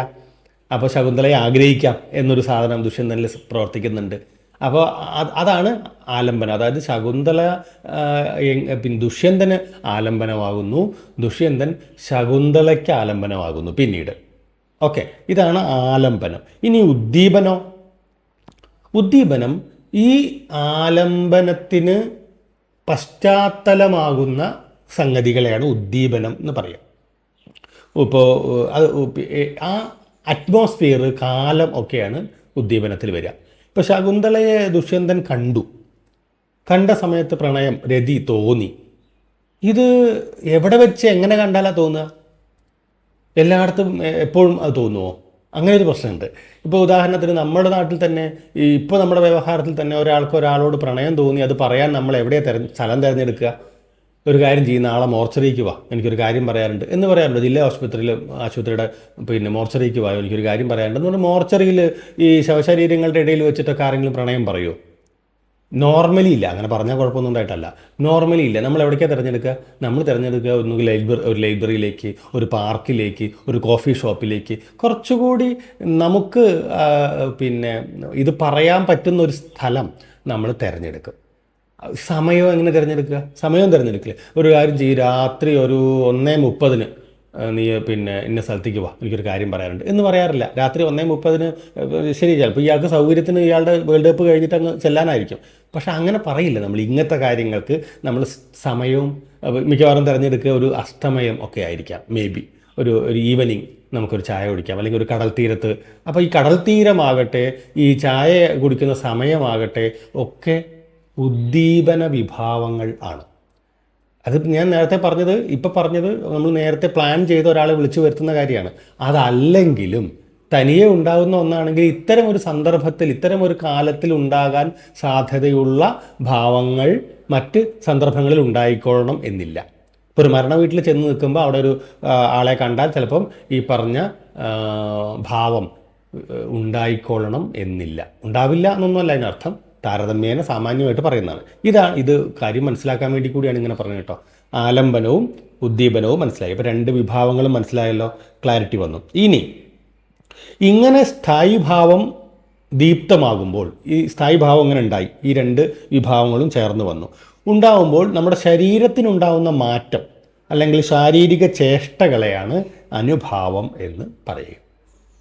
അതല്ല, ഇപ്പോൾ സിനിമക്കാരൊക്കെ വളരെ എളുപ്പത്തിൽ ഇങ്ങനെ കുറേ സാധനങ്ങളൊക്കെ ചെയ്യും. ഇപ്പോൾ കപ്പലണ്ടി വാങ്ങി ഇങ്ങനെ കയ്യിൽ പിടിച്ച് നിൽക്കുന്നു, ഐസ്ക്രീം വാങ്ങി ഇങ്ങനെ കയ്യിൽ പിടിച്ച് നിൽക്കുന്നു, നായികയെ കാണുന്നു, സ്റ്റക്കായി പോകുന്നു, ആരൊക്കെയോ നടന്നു പോകുമ്പോൾ കപ്പലണ്ടിയൊക്കെ തട്ടി മറിഞ്ഞു വീഴുന്നു, അതൊന്നും ഇയാൾ അറിയുന്നു പോലുമില്ല. ഇങ്ങനെയൊക്കെയുള്ള പല ടെക്നിക്ക് ഉപയോഗിച്ചിട്ട് ആണ് സിനിമയിലൊക്കെ ഇത് കാണിക്കുക. കാരണം ശരീരത്തിൻ്റെ മാറ്റം സ്റ്റക്കായി പോയി, അതൊരു ശരീരചേഷ്ടയാണ് അല്ലേ. നായികയുടെ മുഖം നോക്കിയിരിക്കുക, അവളെ കാണുമ്പോൾ രോമാഞ്ചം ഉണ്ടാവുക, അത് ഇങ്ങനെ പലത് വിളറുക, അവളോട് എന്തെങ്കിലും പറയാൻ ശ്രമിക്കുമ്പോൾ വാക്കുകൾ കിട്ടാതെ വരിക, തൊണ്ട ഇടറുക, ഇതെല്ലാം സത്യത്തിൽ ഈ അനുഭാവത്തിൻ്റെ ഭാഗമാണ് എന്ന് പറയും. ഭാവത്തെ അനുഭവിപ്പിക്കുന്ന എല്ലാം. അപ്പം അത് അഭിനയത്തിലേക്കൊക്കെ വരുമ്പോൾ വാചികവും സാത്വികവും ആംഗികവും ഒക്കെ ആയിട്ടുള്ള അഭിനയങ്ങൾ എന്താണ്, ഇതിൻ്റെ ഭാഗമാണ്. ഈ സാത്വികം എന്ന് പറയുന്നത് ആഭ്യന്തരമാണ്, ഉള്ളിലാണ് നടക്കുന്നത്, നമ്മുടെ ശരീരത്തിനകത്ത് നടക്കുന്ന കാര്യങ്ങളെയാണ് സാത്വികം എന്ന് പറയുക. അത് എങ്ങനെ പ്രദർശിപ്പിക്കും എന്ന് ചോദിച്ചാൽ വലിയ ആർട്ടിസ്റ്റുകൾക്കത് പറ്റും, വലിയ നടന്മാർക്കത് സാധിക്കും. സ്തംഭ പ്രളയ രോമാഞ്ചാദികളായിട്ട് 8 എണ്ണമുണ്ട് ഈ സാത്വിക ഭാവങ്ങൾ എന്നൊക്കെ പറയുന്നുണ്ട്. അതിൻ്റെ ഡീറ്റെയിൽസിലേക്ക് ഇപ്പോൾ പോകേണ്ട കാര്യമില്ലാത്തതുകൊണ്ട് പോകുന്നില്ല. ഈ ആലംബന വിഭാവത്തിൻ്റെ മനസ്സിൽ സവിശേഷമായി ഒളിഞ്ഞും തെളിഞ്ഞും ഇനി വന്നു പോകാനിടയുള്ള അസ്ഥിരഭാവങ്ങളുണ്ടല്ലോ, അതിനെയാണ് നമ്മൾ വ്യഭിചാരി ഭാവം എന്ന് പറയുന്നത്. 3ാമത്തെ ക്രൈറ്റീരിയ. അതായത് ഭാവം ഉണ്ടായി 2 തരത്തിൽ, വിഭാവം ആണ് 2 തരത്തിലാണെന്ന് പറഞ്ഞു. ആലംബനം എന്ന് പറയുന്നത് നായകന് നായികയും നായികയ്ക്ക് നായകനും എന്ന നിലയ്ക്കാണ് എന്ന് മനസ്സിലാക്കി. അത് കഴിഞ്ഞ് ഉദ്ദീപനം മനസ്സിലാക്കി, അതിൻ്റെ കാലവും സ്ഥലവുമാണെന്ന് മനസ്സിലാക്കി. അത് കഴിഞ്ഞ് നമ്മൾ അനുഭാവം എന്ന് പറഞ്ഞ ആശയം പറഞ്ഞു, നമ്മുടെ ശരീരത്തിനൊക്കെ ഉണ്ടാകുന്ന മാറ്റങ്ങളാണ് എന്ന് നമ്മൾ മനസ്സിലാക്കി. ഇനി ഇങ്ങനെ നായികയെ കണ്ട് അന്തം വിട്ടോ പിന്നെ അനങ്ങാൻ പറ്റാതായോ സ്റ്റക്കായോ ഒക്കെ നിൽക്കുന്ന നായകനിൽ ഇനി അങ്ങോട്ട് ഉണ്ടായി വരുന്ന എന്നാൽ സ്ഥായിയായി നിൽക്കാത്ത ഭാവങ്ങളെയെല്ലാമാണ് നമ്മൾ വ്യഭിചാരി ഭാവങ്ങൾ എന്ന് പറയുക. ഇപ്പോൾ പുതിയൊരു റാപ്പിലൊക്കെ പറയുന്ന പോലെ ഒരു കുഞ്ഞോളെ കണ്ടു, ആദ്യം തന്നെ ആലോചിച്ച് അവളെ നിക്കാഹ് കഴിഞ്ഞോ ഇല്ലയെന്നാണ് ആലോചിച്ചത്, കഴിയരുതേന്ന് ഞാൻ അള്ളാഹിനോട് പ്രാർത്ഥിച്ചു എന്നൊക്കെ പറയുന്ന സാധനമല്ലേ. ഇതൊക്കെ സത്യം പറഞ്ഞാൽ ഈ വന്നു പോകുന്ന അന്തർഗതങ്ങൾ, മനോഗതങ്ങളാണ്. ഇങ്ങനെ വന്നു പോകുന്ന മനോഗതങ്ങളെല്ലാം സഞ്ചാരി ഭാവങ്ങളാണ് ഒരർത്ഥത്തിൽ. പിന്നെ ഇപ്പോൾ നാടകവും സിനിമയൊക്കെ എടുത്തു നോക്കുമ്പോൾ അനവധിയായ സന്ദർഭങ്ങൾ, സാഹചര്യങ്ങൾ, കഥാപാത്രങ്ങൾ ഒക്കെ വന്നും പോവും ഇരിക്കും. പക്ഷെ സ്ഥായിയായ ഭാവത്തിനെ തകർക്കുകയല്ല അവയുടെ ലക്ഷ്യം, പതിയെ പതിയെ പതിയെ പതിയെ പതിയെ മുറുക്കിയെടുക്കലാണ്, പോഷിപ്പിച്ചെടുക്കലാണ്. അതുകൊണ്ടാണത് സഞ്ചാരി ഭാവങ്ങളായിരിക്കുന്നതും. അവയ്ക്ക് സ്ഥിരതയില്ലാത്തതുകൊണ്ടാണ് അവ സഞ്ചാരി ഭാവങ്ങളായിരിക്കുകയും. പക്ഷെ അവയ്ക്കൊക്കെ എന്തുണ്ട്, വലിയ പ്രാധാന്യമുണ്ട്. ഇപ്പോൾ ശൃംഗാരരസം, ഇപ്പോൾ നേരത്തെ ഉണ്ടായ രതിഭാവത്തിൻ്റെ രസമാണ് ശൃംഗാരരസം. ഈ ശൃംഗാരരസത്തിൽ തന്നെ ചില വ്യഭിചാരി ഭാവങ്ങൾ ചേരില്ല എന്നും ബാക്കിയെല്ലാം അതിനനുഗുണമാണ് എന്നും പറയുന്നു. ഇപ്പോൾ ഉഗ്രത, മരണം, ഈ 2 എണ്ണം ഒഴിച്ച് ബാക്കിയെല്ലാം ഈ ശൃംഗാരഭാവത്തിന് ചേർന്ന സഞ്ചാരി ഭാവങ്ങളാണെന്ന് പറയുന്നു. ഈ ഉഗ്രതയും മരണമൊക്കെ ഒരുപക്ഷെ നമുക്കൊരു മോഡേൺ ഇപ്പോഴത്തെ ഒരു ആർട്ടിൻ്റെ രൂപത്തിലൊക്കെ ആലോചിച്ചാൽ അതുപോലും വർക്ക് ചെയ്യും കേട്ടോ, അതുപോലും വർക്ക് ചെയ്തോടാകില്ല. പക്ഷേ തത്വത്തിൽ ഇനി നമുക്ക് പറയാനുള്ളത് രസവ്യാഖ്യാനങ്ങൾ പറയാനുണ്ട്, അത് വലിയ ഏരിയയാണ്, അതിലേക്ക് കടക്കണം പെട്ടെന്ന്. ഭരതനും ധനഞ്ജയനും ഒക്കെ ഈ രസങ്ങളുടെ എണ്ണം 8 നിർത്തിയപ്പോൾ, നേരത്തെ പറയുകയുണ്ടായി, 8 നിർത്തിയപ്പോൾ, അതായത് ശൃംഗാരം, ഹാസ്യം, കരുണം, രൗദ്രം, രൗദ്രം, വീരം, ഭയാനകം, ബീഭത്സം, അത്ഭുതം, അല്ലേ? ഇതാണ് 8. ഈ 8 9ാമത്തെ ഒന്നായി ശാന്തം എന്ന് പറയുന്ന രസം ഭട്ടലൊല്ലടനും അഭിനവഗുപ്തനും എന്ത് ചെയ്യുന്നു, ആഡ് ചെയ്യുന്നു എന്ന് പറയാം. ഇത് ഈ 9ാമത്തെ രസം ആഡ് ചെയ്ത പല ആളുകളും പലതാണ് ആഡ് ചെയ്തത് കേട്ടോ. എല്ലാവരും ശാന്തം തന്നെയല്ല ആഡ് ചെയ്തത്. ഇപ്പോൾ ഭാവപ്രകാശം അനുസരിച്ച് ശാന്തം എന്ന ശബ്ദം ആദ്യം പറഞ്ഞത് വാസുകിയാണ് എന്നൊരു പരാമർശം നമുക്ക് കാണാം. കാവ്യാലങ്കാര സംഗ്രഹം അനുസരിച്ചാണെങ്കിൽ ഉദ്ഭടനാണ് എന്നും നമുക്ക് ഭാരതീയ സാഹിത്യ ദർശനം എന്ന പുസ്തകത്തിൽ, ചാത്തനാഥിൻ്റെ പുസ്തകത്തിൽ കാണാം. ഇപ്പോൾ രുദ്രടൻ ഒരു രസം കൂടി പറഞ്ഞത് പ്രേയാൻ രസമാണ്. വിശ്വനാഥൻ മറ്റൊരു രസം പറഞ്ഞത് വാത്സല്യം എന്ന രസമാണ്. രൂപഗോസ്വാമി ഭക്തിയെ ഒരു രസമായിട്ട്, പുതിയ രസമായിട്ട് പറഞ്ഞു. ഇങ്ങനെ പലരും പിന്നീട് ഈ രസങ്ങളുടെ എണ്ണത്തെ സംബന്ധിച്ച് വലിയ അഭിപ്രായ വ്യത്യാസങ്ങൾ നടത്തിയിട്ടുണ്ട്. ഭോജൻ പിന്നെ ഒരൊറ്റ രസം മതി എന്ന് പറഞ്ഞ ആളാണ്. ഭോജൻ മാത്രമല്ല, ചില ആളുകൾക്ക് അത്ര അഭിപ്രായമുണ്ട്. ഭോജൻ പറഞ്ഞു ശൃംഗാരം എന്നുള്ള ഒറ്റ രസം മതി, ബാക്കിയൊക്കെ അതിൻ്റെ വകഭേദങ്ങളാണ്. വിശ്വനാഥൻ പറഞ്ഞു അത്ഭുതം എന്ന് പറഞ്ഞിട്ട് ഒറ്റ രസമേ ഉള്ളൂ, ബാക്കിയൊക്കെ അതിൻ്റെ വകഭേദങ്ങളാണ്. ഭവഭൂതി പറഞ്ഞു കരുണ എന്നൊരൊറ്റ രസമേ ഉള്ളൂ, കരുണം, ബാക്കിയെല്ലാം അതിൻ്റെ വകഭേദം കാണും. ഇങ്ങനെയൊക്കെയുള്ള അഭിപ്രായ വ്യത്യാസങ്ങളും ഇനി ഈ രസങ്ങളുടെ എണ്ണത്തെ സംബന്ധിച്ചൊക്കെ ഉണ്ട് എന്നും ഓർക്കാം. എന്തായാലും ഒരു കാര്യം നമുക്ക് പറഞ്ഞു തുടങ്ങിയത് ഓർക്കുക, ഭരതമുനിയുടെ സൂത്രം ഓർക്കുക, ഈ പറഞ്ഞ സൂത്രത്തിലെ വാക്കുകൾ ഓർക്കുക. അതിനകത്ത് ഇനി ഈ 3 കാര്യത്തിലല്ല പൊതുവിൽ ആളുകൾക്ക് തർക്കമുണ്ടായത്. ഇനി ഉണ്ടായത് സംയോഗം, നിഷ്പത്തി എന്നിങ്ങനെ 2 വാക്കുകളുണ്ട്. സംയോഗാത് രസനിഷ്പത്തി. ഇനി ഇത് രണ്ടും എങ്ങനെയാണ് എന്നുള്ള കാര്യം ആണ് പിന്നീട് ഒരു ചർച്ചയായിട്ട് അങ്ങോട്ട് ഡെവലപ്പായി വന്നത്. അതാണ് പിന്നീട് പ്രധാനപ്പെട്ട 4 രസവ്യാഖ്യാനങ്ങൾക്ക് വഴിവെച്ചത്. അതേക്കുറിച്ചൊന്ന് പറഞ്ഞുകൊണ്ട് ഈ ക്ലാസ് അവസാനിപ്പിക്കാമെന്നാണ് ഞാൻ വിചാരിക്കുന്നത്. സമയം കിട്ടുകയാണെങ്കിൽ കുറച്ചുകൂടെ നീട്ടിപ്പോവാം. ആദ്യത്തെ ഒരു വാദം ഭട്ടലൊല്ലടൻ്റെ വാദമാണ്. ഭട്ടോത്ഭട്ടൻ എന്നൊക്കെ അദ്ദേഹത്തിന് പേര് കാണാം. ഉൽപ്പത്തിവാദം എന്ന് പറയുന്നത് AD 8ാം നൂറ്റാണ്ടിലാണ് ഈ വാദം ഉണ്ടായി വരുന്നത്. ഇത് സത്യത്തിൽ ഈ രസം യഥാർത്ഥത്തിൽ എവിടെയാണ് എന്നൊരു ചോദ്യം ഇവരൊക്കെ അഭിമുഖീകരിക്കുന്നുണ്ട്. രസം ഒറിജിനലി ആ കഥാപാത്രങ്ങളിലാണെന്നാണ് പൊതുവെ ഭട്ടലൊല്ലടൻ്റെ അഭിപ്രായം. ഇപ്പം ദുഷ്യന്തൻ, ശകുന്തള എന്ന് പറയുന്ന 2 ആൾ ജീവിച്ചിരുന്നുവെങ്കിൽ അവരിലാണ് രസം. അത്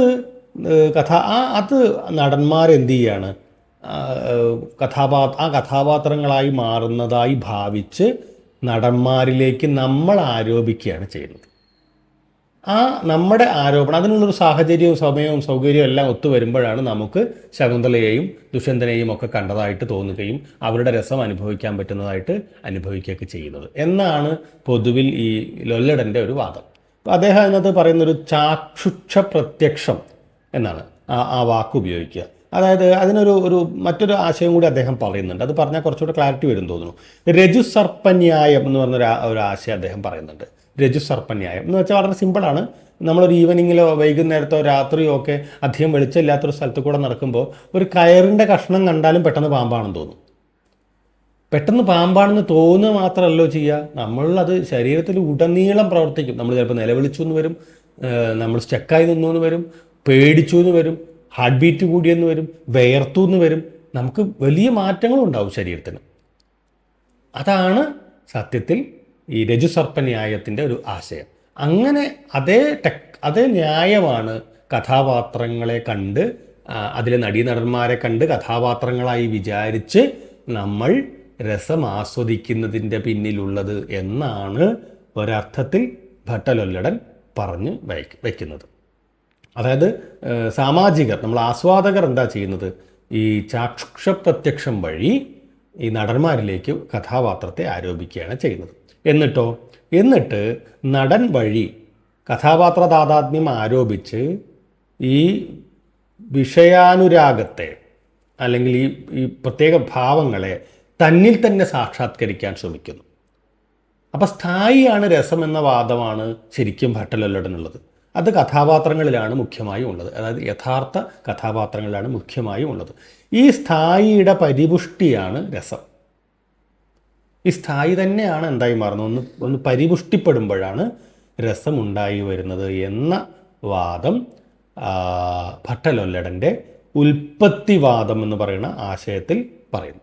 ഒന്നും കൂടി അത് വിശദീകരിച്ച് പറയുകയാണെങ്കിൽ, വിഭാവങ്ങളാൽ ഉൽപ്പന്നമായി, അനുഭാവങ്ങളാൽ ഗമ്യമായി, വ്യഭിചാരീഭാവങ്ങളാൽ പരിപോഷിപ്പിക്കപ്പെട്ട് പുഷ്ടി അഥവാ ഉപചിതി പ്രാപിക്കുന്ന സ്ഥായീഭാവമാണ് രസം എന്ന് പറയും. പുഷ്ടിപ്പെടുന്ന സ്ഥായീഭാവമാണ് രസം. അതാണ് ഉൽപ്പത്തിവാദം എന്ന് പറയുന്ന 8-ാം നൂറ്റാണ്ടിലെ ലൊല്ലടൻ്റെ വാദം. ഇനി ശ്രീശങ്കുകൻ 9-ാം നൂറ്റാണ്ടിൽ പറഞ്ഞ വാദം എന്താണ്? അനുകൃതി അഥവാ അനുമിതിവാദം ആണ് അദ്ദേഹം ഉദ്ദേശിച്ചത്. അനുമിതിവാദം എന്നും അനുകൃതിവാദം എന്നും അതിനെ പറയും. ഇവിടെയൊക്കെ നോക്കുമ്പോൾ ഫിലോസഫിക്കലായ ചില അടരുകളെയും കാണാൻ പറ്റും. ഒരുപക്ഷെ ബൗദ്ധ ന്യായ പക്ഷത്ത് നിന്നുകൊണ്ടാണ് ശ്രീശങ്കുകൻ തൻ്റെ ആലോചനകളെ രൂപപ്പെടുത്തിയെടുക്കുന്നത് എന്ന് കാണാം. അപ്പോൾ ലൊല്ലടൻ്റെ വാദം, അതായത് സ്ഥായീഭാവം തന്നെയാണ് രസം എന്നുള്ളൊരു വാദം ഉണ്ടല്ലോ, അത് ശങ്കുകൻ സ്വീകരിക്കുന്നില്ല. മാത്രമല്ല, മൂലകഥാപാത്രനിഷ്ഠമായ സ്ഥായീഭാവത്തെ വിഭാവാദികളാൽ അനുമാനിച്ച് അഥവാ അനുകരിച്ച് സാമാജിക ഹൃദയത്തിലേക്ക് എത്തിക്കുകയാണ് എന്നാണ് ശങ്കുകൻ്റെ വാദം. അതായത് ഇവിടെ തന്നെ ഉള്ളത് പുഷ്ടിപ്പെടുകയല്ല, അത് കൊണ്ടുവരികയാണ്. അവിടെയും ഒരു ന്യായം അദ്ദേഹം പറയുന്നത് വളരെ രസമാണ്. ചിത്രത്തുരക ന്യായം എന്ന് പറയുന്നൊരു ന്യായം ശങ്കുകൻ മുന്നോട്ട് വയ്ക്കുന്നുണ്ട്. എന്താണ് ചിത്രത്തുരക ന്യായം എന്ന് ചോദിച്ചാൽ, ഒരു ചിത്രം, കുതിരയുടെ ഒരു ചിത്രം നമ്മുടെ റൂമിൽ വെച്ചിട്ട് നമ്മളൊരാളോട് ചോദിക്കുകയാണ് അത് എന്താണെന്ന് ചോദിച്ചാൽ ഉറപ്പായിട്ടും അയാൾ കുതിരയാണ് എന്ന് പറയും. സത്യത്തിൽ അത് കുതിരയല്ല, കുതിരയുടെ ചിത്രം മാത്രം. പക്ഷേ അത് കുതിരയല്ല എന്ന് നമുക്ക് പറയാനും പറ്റില്ല, അത് കുതിരയാണ്. ഈ ഒരു സവിശേഷമായ ഒരു പിന്നെ എന്താ പറയുക, സന്ത്രാസം, എവിടെ സന്നിഗ്ധത എവിടെയുണ്ട്, ഈ കഥാപാത്രങ്ങളും നടനും തമ്മിലുണ്ട്. അതുകൊണ്ട് യഥാർത്ഥത്തിൽ കഥാപാത്രങ്ങളിലാണ് എന്ന ഭട്ടലൊല്ലടൻ്റെ വാദം ശങ്കുകൻ പറയുന്നത് നടന്മാരിലാണ് എന്നാണ്. നടന്മാരിലേക്ക് അത് വരുന്നു. കാരണം ഒരു സ്ഥായിയുടെ പുഷ്ടിയാണെന്നല്ലേ പറഞ്ഞത്, പുഷ്ടിയുടെ സാക്ഷാത്കാരമാണെന്നല്ലേ ലൊല്ലടൻ പറഞ്ഞ്. ശങ്കുകൻ അങ്ങനെയല്ല പറഞ്ഞത്, ഒരു വിലക്ഷണപ്രകാരത്തിലുള്ള പ്രതീതിയാണ് രസം എന്നാണ് ശങ്കുകൻ പറയുന്നത്. അതാണ് ചിത്രത്തിലെ കുതിരയെ കാണുമ്പോൾ കുതിരയാണെന്ന് തോന്നുകയല്ലേ ചെയ്യുക, പ്രതീതിയല്ലേ ഉള്ളൂ, ശരിക്കും കുതിരയല്ലല്ലോ. അത് തിന്നാൻ കൊടുക്കാനോ ഓടിക്കാനോ ഒന്നും പറ്റില്ലല്ലോ ഈ കുതിരയെ, പക്ഷേ ആ പ്രതീതി ഉണ്ടാക്കുന്നു. അങ്ങനെയാണ് സത്യത്തിൽ രസ ആസ്വാദനം നടക്കുന്നത് എന്നാണ് അദ്ദേഹം പറയുന്നത്. ഇപ്പോൾ കലാത്മകമായ ഒരു അനുഭൂതിയിൽ വാസ്തവികതയുടെയും അവാസ്തവികതയുടെയും കലർപ്പ് എന്നൊരു സ്ഥിതി ഉണ്ടായിരിക്കുന്നു അദ്ദേഹം പറയുന്നുണ്ട്. ശരിക്കും ആർട്ടിന് അങ്ങനെ ഒരു പ്രത്യേകതയുണ്ട്. അത് വാസ്തവമാണോ അല്ലയോ എന്ന് നമുക്ക് മനസ്സിലാവാത്ത, രണ്ടിൻ്റെയും ഇടയ്ക്കുള്ളൊരു വരമ്പ്, ഇപ്പോൾ ഫാൻറ്റസിയും യാഥാർത്ഥ്യവും ഇഴചേർത്ത് എഴുതി എന്നൊക്കെ നമ്മൾ ലിറ്ററേച്ചറിനെ പറയുന്നത് പോലെ, അത് അതിലൊരു ആർട്ടിൻ്റെ ഒരു പ്രത്യേകതയാണ് എന്ന് അദ്ദേഹം പറയുകയാണ്. അപ്പം നടനിൽ സ്ഥായീഭാവം സ്ഥിതി ചെയ്യുന്നതായിട്ട് പ്രേക്ഷകരാണ് അനുമാനിക്കുന്നത്. പ്രേക്ഷകർ അങ്ങനെ അനുമാനിച്ചിട്ട് അവരെന്ത് ചെയ്യാണ്, നടനിൽ അനുമാനിക്കുന്ന സ്ഥായിയെ രസം എന്ന് പറയുന്നു. ക്ലിയറാണ്. നടനിൽ അനുമാനിക്കുന്ന സ്ഥായിയെ രസം എന്ന് പറയുന്നു. അപ്പോൾ സ്ഥായീഭാവത്തിൻ്റെ ഒരു അനുകരണ രൂപമാണ് രസം എന്ന വാദമാണ് സത്യത്തിൽ ശങ്കുകൻ വയ്ക്കുന്നത്. സ്ഥായീഭാവത്തിൻ്റെ പുഷ്ടിയല്ല, സ്ഥായീഭാവത്തിൻ്റെ ഒരു അനുകരണ രൂപമാണ് രസമെന്ന് ശങ്കുകൻ പറയുന്നതാണ് അനുമിതി അഥവാ അനുകൃതിവാദം.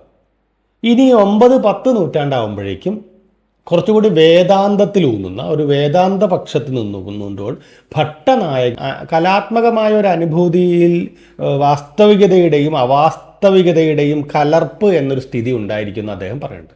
ശരിക്കും ആർട്ടിന് അങ്ങനെ ഒരു പ്രത്യേകതയുണ്ട്. അത് വാസ്തവമാണോ അല്ലയോ എന്ന് നമുക്ക് മനസ്സിലാവാത്ത, രണ്ടിൻ്റെയും ഇടയ്ക്കുള്ളൊരു വരമ്പ്, ഇപ്പോൾ ഫാൻറ്റസിയും യാഥാർത്ഥ്യവും ഇഴചേർത്ത് എഴുതി എന്നൊക്കെ നമ്മൾ ലിറ്ററേച്ചറിനെ പറയുന്നത് പോലെ, അത് അതിലൊരു ആർട്ടിൻ്റെ ഒരു പ്രത്യേകതയാണ് എന്ന് അദ്ദേഹം പറയുകയാണ്. അപ്പം നടനിൽ സ്ഥായീഭാവം സ്ഥിതി ചെയ്യുന്നതായിട്ട് പ്രേക്ഷകരാണ് അനുമാനിക്കുന്നത്. പ്രേക്ഷകർ അങ്ങനെ അനുമാനിച്ചിട്ട് അവരെന്ത് ചെയ്യാണ്, നടനിൽ അനുമാനിക്കുന്ന സ്ഥായിയെ രസം എന്ന് പറയുന്നു. ക്ലിയറാണ്. നടനിൽ അനുമാനിക്കുന്ന സ്ഥായിയെ രസം എന്ന് പറയുന്നു. അപ്പോൾ സ്ഥായീഭാവത്തിൻ്റെ ഒരു അനുകരണ രൂപമാണ് രസം എന്ന വാദമാണ് സത്യത്തിൽ ശങ്കുകൻ വയ്ക്കുന്നത്. സ്ഥായീഭാവത്തിൻ്റെ പുഷ്ടിയല്ല, സ്ഥായീഭാവത്തിൻ്റെ ഒരു അനുകരണ രൂപമാണ് രസമെന്ന് ശങ്കുകൻ പറയുന്നതാണ് അനുമിതി അഥവാ അനുകൃതിവാദം. ഇനി 9-10 നൂറ്റാണ്ടാവുമ്പോഴേക്കും കുറച്ചുകൂടി വേദാന്തത്തിലൂന്നുന്ന ഒരു വേദാന്ത പക്ഷത്തിൽ നിന്നുകൊണ്ടുകൊണ്ട് ഭട്ടനായകൻ എന്ന് പറയുന്ന ഒരാൾ വരുന്നു. ഭുക്തിവാദം എന്ന് പറയുന്ന ഒരു ആശയം അദ്ദേഹം മുന്നോട്ട് വയ്ക്കുന്നു. ഭുക്തിവാദം ആ പേര് കേൾക്കുന്ന പോലെ തന്നെ ഭക്ഷണവുമായിട്ടൊക്കെ ബന്ധപ്പെടുന്നു. ഭക്ഷണവുമായിന്നോ ഭോഗവുമായി എന്നൊക്കെ പറയാം, രണ്ടിൻ്റെയും മൂലധാതു ഒന്നായതുകൊണ്ട്. രസം ആസ്വാദക മനസ്സിലാണ് എന്ന് ആദ്യമായി ഉറപ്പിച്ചു പറയുന്ന ഒരാൾ ഭട്ടനായകനാണ്. നമ്മളിലാണ്, സാമാജികരിലാണ് എന്ന് ഉറപ്പിച്ച് പറയുന്ന ഒരാൾ ഭട്ടനായകനാണ്. രസം ആത്മനിഷ്ഠമാണ് എന്നും അദ്ദേഹം പറയുന്നു. അത് വളരെ പ്രധാനപ്പെട്ട ഒരു നിഗമനമാണ്. ഒരുപക്ഷെ രസവ്യാഖ്യാനങ്ങളിൽ പിന്നീട് കുറച്ചുകൂടെ റെലവൻ്റായിട്ടുള്ള വാദങ്ങൾ രൂപപ്പെട്ടു വന്നിട്ടുള്ളത് ഭട്ടനായകനിലാണെന്ന് പറയേണ്ടി വരും. പിന്നീട് അഭിനവഗുപ്തനൊക്കെ ഡെവലപ്പ് ചെയ്യുന്നത് ശരിക്കും ഭട്ടനായകനെയാണ് എന്നും പറയാൻ പറ്റും. അതായത് ഇദ്ദേഹമാണ് ശബ്ദങ്ങൾക്ക് 3 തരം വ്യാപാരമുണ്ട് എന്നൊക്കെ പറയുന്നത് ഭട്ടനായകനാണ് പറയുന്നത്. അഭിധായകത്വം, ഭാവകത്വം, ഭോജകത്വം, ഇങ്ങനെ 3 വ്യാപാരങ്ങൾ ശബ്ദങ്ങൾക്കുണ്ട്. അപ്പോൾ അതിലെ ഭാവകത്വം വളരെ പ്രധാനമാണ്. അഭിധായകത്വമൊക്കെ നമുക്ക് നേരത്തെ നമ്മൾ അറിയാം, അഭിധ എന്നൊക്കെ നമ്മൾ പഠിച്ചിട്ടുണ്ട്. ഒരു ശബ്ദത്തിന് എന്താണോ അർത്ഥം നേരത്തെ തീരുമാനിച്ചു വെച്ചിട്ടുള്ള, എല്ലാവരും തീരുമാനിച്ചു വെച്ചിട്ടുള്ള ഒരു അർത്ഥം എന്താണ്, അതാണ് അഭിധ, പ്രാഥമികമായ അർത്ഥം എന്ന അർത്ഥത്തിൽ. രണ്ടാമത്തെ ഈ ഭാവകത്വം വളരെ പ്രധാനപ്പെട്ടൊരു കാര്യമാണ്. സാധാരണീകരണം സാധ്യമാക്കുന്നത് ഈ ഭാവകത്വമാണ്. സാധാരണീകരണം സാധ്യമാക്കുക എന്ന് പറഞ്ഞാൽ അത് നമുക്ക് ഈ വെസ്റ്റേണൊക്കെ പറയുന്ന സമയത്ത് നമുക്ക് ഡീറ്റെയിൽ ചെയ്യാം. ആ വെസ്റ്റേണിലും ഈ സംഗതി ഒരു അർത്ഥത്തിൽ പ്രവർത്തിക്കുന്നുണ്ട്. കഥാസിസൊക്കെ നടക്കണമെങ്കിൽ അവിടേക്ക് ഇതും കൂടെ നടക്കണം. അവർ ഈ വാക്കൊന്നും ഉപയോഗിച്ചിട്ടില്ല എന്നേ ഉള്ളൂ. എന്താണ്, വേദിയിലെ രാമനോ സീതയോ അല്ലെങ്കിൽ ദുഷ്യന്തനോ ശകുന്തളയോ ആരും ആവട്ടെ, അവർ സാധാരണ മനുഷ്യരെ പോലെ നമ്മുടെ കൂട്ടത്തിലുള്ള ആളുകളായിട്ടോ നമ്മളായിട്ടോ മാറുന്നൊരു പ്രക്രിയ, ഒരു അത്ഭുതം സംഭവിക്കുന്നുണ്ട്. അപ്പോൾ ആകാശദൂത് സിനിമ കണ്ടുകൊണ്ടിരിക്കുമ്പോൾ അവസാനം ആകുമ്പോഴേക്കും ആനി കരയുമ്പോൾ പ്രേക്ഷകരും കരയുന്നത് എന്തിനാ? ആനിയും പ്രേക്ഷകരും ഒന്നായി മാറുകയാണ് അവിടെ ചെയ്യുന്നത്. മാധവി അഭിനയിച്ചിട്ടുള്ളത് ഒന്നായി തീരുകയാണ് ചെയ്യുന്നത്. അപ്പോൾ അതെന്താണ് അവിടെ സംഭവിക്കുന്നത്? അവിടെ സാധാരണീകരണം നടക്കുന്നു. ഞാനാണ് ആ സാഹചര്യത്തിലെങ്കിലോ എന്ന് തോന്നുന്നു. രസാസ്വാദനത്തിലും ഇത് സംഭവിക്കുന്നുണ്ട്. ഇപ്പോൾ നായകൻ 100 പേരെ ഇടിച്ചിടുമ്പോൾ നമുക്കൊരു പ്രശ്നം തോന്നാത്തത് നമ്മളുള്ളിൽ ആ സമയത്ത് നായകനായിട്ട് താതാത്മ്യപ്പെട്ടിട്ടുണ്ട്. അതുകൊണ്ട് നമുക്ക് ആഗ്രഹമുണ്ട് 100 ആളെ ഇടിക്കാൻ. അതാണ് നടക്കുന്നത്. അങ്ങനെ ഒരു ആത്മനിഷ്ഠമായ വ്യാപാരം നടക്കുന്നുണ്ട് സിനിമ കാണുന്ന, നാടകം കാണുന്ന, വായിക്കുന്ന എല്ലാവരിലും. അതൊരു പക്ഷേ ആദ്യം തിരിച്ചറിയുന്ന ആളും ഭട്ടനായകനാണെന്ന് വേണമെങ്കിൽ പറയാം. അപ്പോൾ അങ്ങനെ സാധാരണീകരണം നടക്കുമ്പോൾ ഇപ്പം നമ്മൾ ബുദ്ധി കൊണ്ടൊക്കെ സിനിമ കാണാൻ പോയാൽ, നാടകം കാണാൻ പോയാൽ എന്ത് ബോറായിരിക്കുന്നതെന്ന് ആലോചിച്ച് നോക്കൂ. കാരണം ഇത് വർക്കാവില്ല, വേറെ രീതിയിലാണ് വർക്കാവുക. ബുദ്ധി ഉപയോഗിച്ചാൽ നമുക്കറിയാമല്ലോ, ഈ പറഞ്ഞിരിക്കുന്ന അത് മോഹൻലാലാണ് അഭിനയിക്കുന്നത്, അല്ലെങ്കിൽ മമ്മൂട്ടിയാണ് അഭിനയിക്കുന്നത്, അല്ലെ മാധവിയാണ് ആ സിനിമയിൽ അഭിനയിച്ചിട്ടുള്ളത്. മാധവിയുടെ കണ്ണിന്നും മൂക്കുന്നും ചോര വരുന്നത് ചോരയല്ല, മേക്കപ്പുകാരൻ ചെയ്യുന്നതാണ്. ഇതെല്ലാം നമുക്കറിയാമല്ലോ. അങ്ങനെ അറിഞ്ഞു കഴിഞ്ഞാൽ നമുക്കത് ആസ്വദിക്കാൻ പറ്റില്ല. മറിച്ച് നമ്മളത് അറിഞ്ഞിരിക്കെ തന്നെ നമ്മൾ താൽക്കാലികമായി മറക്കുകയും അത് മാറ്റിവെക്കുകയും നമ്മൾ അതിനകത്തേക്ക് മുഴുകുകയും ചെയ്യുന്നു. അങ്ങനെ ഇപ്പോൾ നമ്മുടെ നാട്ടിൽ നാടകം നടക്കുമ്പോൾ ചിലപ്പോൾ നമ്മൾ അറിയുന്ന 2 പേരായിരിക്കും നായകനും നായികയായിട്ട് അഭിനയിച്ചിട്ടുണ്ടാവുക. നമ്മുടെ ഗോപാലേട്ടനും സുശീല ചേച്ചിയൊക്കെ ആയിരിക്കും. ഇത് ഗോപാലേട്ടനും സുശീല ചേച്ചിയാണെന്ന് നാടകം കഴിയുന്നവരെ നമ്മൾ ആലോചിച്ചുകൊണ്ടിരുന്നാൽ നമുക്ക് നാടകം ആസ്വദിക്കാൻ പറ്റില്ല. ഒരു ഘട്ടം കഴിയുമ്പോഴേക്കും അത് രാമനും സീതയുമായി, ദുഷ്യന്തനും ശകുന്തളയുമായി, വേറെ 2 പേരായിട്ട്, അന്നയും റസൂലുമായിട്ട് മാറുമ്പോഴാണ് നമ്മൾ അതിനകത്ത് ഇന്നാവുന്നത്, സാധാരണീകരണം സംഭവിക്കുന്നത്. അപ്പോൾ പിന്നെ അവരും നമ്മളും തമ്മിൽ വലിയ അകലം ഇല്ലാതാവും. കാരണം നമ്മൾ എന്ത് ചെയ്യുന്നുണ്ട്, ഈ പറഞ്ഞ കഥാപാത്രങ്ങൾ നമ്മളെപ്പോലെ അങ്ങ് സ്വീകരിക്കുകയാണ്. രാമൻ സങ്കടപ്പെടുമ്പോൾ നമ്മളും സങ്കടപ്പെടാറുണ്ടല്ലോ എന്ന് നമ്മൾ ആലോചിക്കുന്നു. നമുക്കും അങ്ങനെ ആ ഒരു സിറ്റുവേഷൻ വരുമ്പോൾ സങ്കടം വരുമല്ലോ എന്ന് നമ്മൾ ആലോചിക്കുന്നു. അങ്ങനെ നമ്മളിലേക്ക്, സാധാരണ മനുഷ്യരിലേക്ക് നമ്മളെ തന്നെ ആയിട്ട് മാറ്റുകയാണ് കഥാപാത്രങ്ങളെ നമ്മൾ ചെയ്യുന്നത്. അങ്ങനെ ഉണ്ടാകുമ്പോഴാണ് ഈ കാവ്യാനുഭവം ഉണ്ടാകുന്നത്. ഭോജകത്വത്തിൽ, അടുത്ത വ്യാപാരത്തിൽ ഈ ഉണ്ടാകുന്ന കാവ്യാനുഭവം ആസ്വദിക്കാൻ പറ്റുന്നു, രുചിക്കാൻ പറ്റുന്നു എന്നാണ് പറയുന്നത്. ഇപ്പോൾ സാധാരണീകരണം എന്ന് പറയുന്ന ഒരാശയം ബ്രഹ്മാനന്ദ സഹോദരമാണെന്നൊക്കെ അദ്ദേഹം പറയുന്നത്. അത് സാധാരണീകരണത്തിൽ എത്തുമ്പോഴാണ് നമുക്കിങ്ങനെ ആനന്ദത്തിൻ്റെ പീക്കുണ്ടാവുന്നത്. ഭോജകത്വത്തിൽ അത് ആസ്വദിക്കുന്നു. ഒരർത്ഥത്തിൽ ഇങ്ങനെ പറയാം, വ്യക്തിനിഷ്ഠമായതിനെ വസ്തുനിഷ്ഠമാക്കി സാമാന്യവൽക്കരിച്ചുകൊണ്ടാണ് സത്യത്തിൽ നമ്മൾ ആ ആസ്വാദന തലത്തെ സാധ്യമാക്കുന്നത് എന്ന് വേണമെങ്കിൽ പറയാം. അതായത് അഭിതയാൽ ഗ്രഹിക്കപ്പെടുന്ന വിഭാവാദികൾക്ക് വ്യക്തി, ദേശം, കാലം മുതലായ സവിശേഷതകൾ ഉണ്ടായിരിക്കും.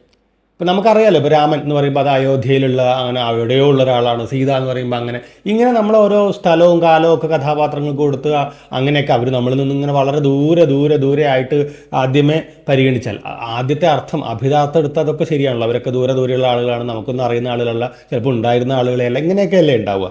അതിനെ പക്ഷേ അടുത്ത ഒരു വ്യാപാരത്തിൽ നമ്മൾ എന്ത് ചെയ്യുന്നു, ഭാവകത്വം എന്ന് പറയുന്ന ഒരു വ്യാപാരത്തിൽ ഭാവന എന്ന വ്യാപാരം കൊണ്ട് ഇതെല്ലാം ഈ പറഞ്ഞ ഡാറ്റയെല്ലാം മാഞ്ഞു പോവുകയും ഇവയെല്ലാം സാധാരണമാവുകയും നമുക്കൊക്കെ അറിയാവുന്ന എല്ലാവർക്കും സംഭവിക്കാവുന്ന കാര്യമായിട്ട് മാറുകയും അങ്ങനെ എന്ത് ചെയ്യുന്നു, ഈ പറഞ്ഞ നാട്യത്തിലാണ് അത് കഴിവ്. ഇത് അഭിനയിച്ച് ഫലിപ്പിക്കുമ്പോൾ അല്ലെങ്കിൽ എഴുതി ഫലിപ്പിക്കുമ്പോഴാണ് ഇത് സംഭവിക്കുക.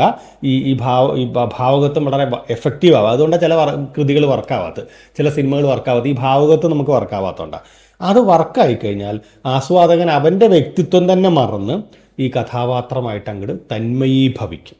അപ്പോൾ ഭോജകത്വത്തിലൂടെ ഭോഗം അല്ലെങ്കിൽ ആ ഭോഗത്തിലൂടെ സഹൃദയനിൽ എന്താണ്, ആ ഒരു തത്തുല്യമായ സ്ഥായി ഭാവം ഉണ്ടാവും. നമ്മൾ ഒന്നായി തീരുമ്പോൾ നമ്മളിലും അതേ ഭാവമല്ലേ ഉണ്ടായി വരിക, ഏതാണ്ട് തുല്യമായിട്ട് അതേ സാധനം തന്നെ ഉണ്ടാവില്ലേ. അതങ്ങ് ഉണർന്നിട്ട് അയാൾ അങ്ങനെ സ്വയം പ്രകാശമാനമായ ഒരു ആനന്ദത്തിലേക്ക് വരുന്നു എന്നാണ് ഈ ഭട്ടനായകൻ്റെ വാദം. അത് വളരെ പ്രധാനപ്പെട്ടൊരു വാദമായിട്ട് നിൽക്കുന്നു. ഇനി ഇതിനെ ഒന്ന് ഡെവലപ്പ് ചെയ്യാണ് അഭിനവഗുപ്തൻ ചെയ്തിട്ടുള്ളത്.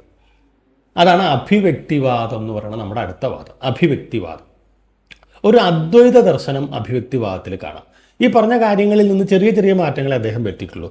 ഒന്ന്, അദ്ദേഹം പറയുന്നത് രസചർവണയുടെ ഘട്ടത്തിൽ വ്യഞ്ജനാവ്യാപാരത്തിൻ്റെ ഫലമായി ആത്മാവിനെ ആവരണം ചെയ്തിരിക്കുന്ന സത്വരജസ്തമോ ഗുണങ്ങൾ താൽക്കാലികമായി നീങ്ങിപ്പോകുന്നു എന്നാണ് അഭിനവഗുപ്തൻ്റെ വാദം. അതായത് ഞാൻ വിശദീകരിക്കാൻ ശ്രമിക്കാം. ഭട്ടനായകൻ്റെ ഭാവകത്വം അദ്ദേഹം ഒഴിവാക്കുന്നു, പകരം വ്യഞ്ജകത്വം മതി എന്ന് പറയുന്നു. അതായത് അഭിത കഴിഞ്ഞാൽ പിന്നെ വ്യഞ്ജകം ആണല്ലോ, വ്യഞ്ജകത്വം മതി എന്ന് അദ്ദേഹം പറയുന്നു. അതിൻ്റെ സെക്കൻഡറി മീനിങ്ങിലേക്ക് പോകുന്നു, അല്ലെങ്കിൽ അടുത്തൊരു ഘട്ടത്തിലേക്ക് പോകുന്നു എന്നെടുത്താൽ മതി. അങ്ങനെ എടുക്കുമ്പോൾ എന്താ സംഭവിക്കുക എന്ന് അദ്ദേഹം പറയുന്നത് വെച്ചാൽ, നമ്മുടെ ഉള്ളിൽ പൊതുവെ കടന്നു കൂടിയിട്ടുള്ള പൊടിയും അഴുക്കും ഒക്കെ ഉണ്ടല്ലോ, നമ്മുടെ ആത്മപ്രകാശത്തെ മറഞ്ഞിരിക്കുന്ന പൊടിയും അഴുക്കുമെല്ലാം ഈ വ്യഞ്ജന വ്യാപാരത്തിലൂടെ എന്ത് ചെയ്യുന്നു, മാഞ്ഞു പോവുകയും നമ്മുടെ ഈ പ്രകാശം, അതിനുള്ളിലുള്ള പ്രകാശം ഇങ്ങനെ തെളിയുകയും ചെയ്യുന്നു എന്നൊരാശയമാണ് വാസ്തവത്തിൽ അദ്ദേഹം പറയുന്നത്. ഈ മുട്ട വിളക്കെന്നൊക്കെ പറയില്ല, അതിങ്ങനെ കുറേ കത്തിക്കഴിഞ്ഞാൽ മൊത്തം ഇരുട്ടാവില്ലേ ആ ഗ്ലാസ്സിൽ. അപ്പോൾ ആ ഗ്ലാസ്സിലെ ഇരുട്ടങ്ങ് തുടച്ചു കഴിഞ്ഞാൽ വീണ്ടും പ്രകാശം മൊത്തം തെളിയും എന്നതുപോലെയാണ് അത്രേ ഓരോ ആർട്ടും നമ്മളിൽ പ്രവർത്തിക്കുന്നത്. ഇതാണ് ഒരർത്ഥത്തിൽ കഥാർത്തിസ് ഇത് തമ്മിൽ ചെറിയതല്ല, വളരെ സൂക്ഷ്മമായ ബന്ധം, നല്ല ബന്ധം ഉണ്ട്. അപ്പോൾ ഇദ്ദേഹം പറയുന്ന കാര്യങ്ങൾ ഇത്രയേ ഉള്ളൂ. ഇപ്പോൾ നമ്മുടെ അകത്തുള്ള പ്രകാശം, ആ പ്രകാശത്തെ സ്ഥായി എന്നോ രസം എന്നൊക്കെ വിളിക്കാം, സ്ഥായി എന്ന് തന്നെ വിളിച്ചു നോക്കിയിരിക്കാം. ഇതൊരു പ്രകാശമായിട്ടാണ് പ്രവർത്തിക്കുന്നത്. ആ പ്രകാശം നമ്മളിൽ തന്നെ ഉള്ളതാണ്, വേറെ ആരും കൊണ്ടുവരുന്നതല്ല, നമ്മളിൽ തന്നെ ഉള്ളതാണ്. ഇത് പക്ഷേ എന്താണ്, നമുക്ക് തിരിച്ചറിയാൻ പറ്റാത്ത വിധം പൊടി പിടിച്ചാണ് കിടക്കുന്നത്. സത്വ രജസ്തമോ ഗുണങ്ങൾ എന്ന് ഇങ്ങനെ അല്ലേ, രജസ്സും തമസ്സും ഒക്കെ എന്ത് ചെയ്യുന്നുണ്ട്, ഇതിലിങ്ങനെ പൊടിയായിട്ട് ഇതിനെ സത്വങ്ങളെ അതിൻ്റെ ഗുണഫലങ്ങളെ മറഞ്ഞ് വെക്കുന്നുണ്ട്. അപ്പോൾ അതെല്ലാം പോയാൽ ഈ സാത്വിക ഗുണം വർദ്ധിക്കും. ഈ രജസും തമസൊക്കെ ഇങ്ങനെ മാഞ്ഞു പോയാൽ സത്വരസം വർദ്ധിക്കുമല്ലോ. അതങ്ങ് വർദ്ധിച്ചിട്ട് ആവരണഭംഗം സംഭവിക്കുന്നു. അതായത് ഈ പൊടി ഒക്കെ പൊളിഞ്ഞങ്ങ് പോകുന്നു, അതിൻ്റെ ഇടയിലുള്ളൊരു ആവരണം അങ്ങ് പൊളിയുന്നു. അതോടുകൂടി എന്ത് ചെയ്യുന്നു, വളരെ തെളിച്ചത്തിലുള്ള ഒരു ആസ്വാദനം, എന്നത് സ്വയം പ്രകാശിക്കുന്ന ദീപം ചുറ്റുമുള്ള എല്ലാത്തിനെയും അങ്ങ് പ്രകാശിപ്പിക്കുന്നത് പോലെ ഈ ആത്മപ്രകാശം എന്ത് ചെയ്യുന്നു, സ്ഥായി ഭാവത്തെ അങ്ങോട്ട് പ്രകാശിപ്പിക്കുകയും അത് രസാസ്വാദനത്തിൽ കലാശിക്കുകയും എന്ന് പറയും. അതാണ് അഭിവ്യക്തിവാദം എന്ന് പറഞ്ഞാൽ അങ്ങോട്ട് തെളിയിച്ചെടുക്കുകയാണ് ചെയ്യുന്നതെന്ന് ഒരു വാദം അഭിനവഗുപ്തൻ്റെ അഭിവ്യക്തിവാദത്തിൽ പറയുന്നുണ്ട്.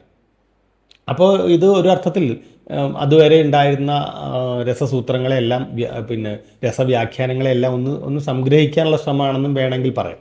അഭിനവ ഭാരതിയിൽ ഇതിങ്ങനെ അദ്ദേഹം പറയുന്നു. അപ്പോൾ ലോക ജീവിതത്തിൽ നാം അന്യരുടെ മനസ്സിലുള്ള രതി, ശോക, സ്ഥായികളെ ഉചിതമായ കാരണം, പ്രതികരണം, കൂടെ ചേർന്ന് വരുന്ന മറ്റു ചില ഭാവങ്ങൾ എന്നീ സൂചകങ്ങൾ വഴി മനസ്സിലാക്കാറുണ്ട്. ഇപ്പോൾ നമ്മുടെ കൂട്ടുകാരി ഒരു ദിവസം മിണ്ടാതിരിക്കുമ്പോൾ നമുക്ക് മനസ്സിലാവുന്നുണ്ട് എന്താ മിണ്ടാതിരിക്കുന്നത്, തലവേദനയാണോ, വീട്ടിലെന്തെങ്കിലും പ്രശ്നം ഉണ്ടായോ എന്നൊക്കെ നമ്മൾ ചോദിക്കുന്നത് എന്തുകൊണ്ടാണ്? അവളുടെ മുഖവും ഭാവമൊക്കെ മാറുമ്പോൾ നമുക്ക് മനസ്സിലാവുന്നതുകൊണ്ടാണ്. അങ്ങനെ ലോകവ്യാപാരത്തിൽ നമുക്കിതൊക്കെ അറിയാം, നമ്മളിതെല്ലാം കാണുന്നത്, നമ്മളിതെല്ലാം പ്രവർത്തിക്കുന്നതാണ്. ഈ ശീലമുള്ളത് കൊണ്ട് കാവ്യത്തിലും നാട്യത്തിലുമൊക്കെ എന്താണ് ഈ ലോക ജീവിതത്തിൽ എന്ന പോലെ ഒരു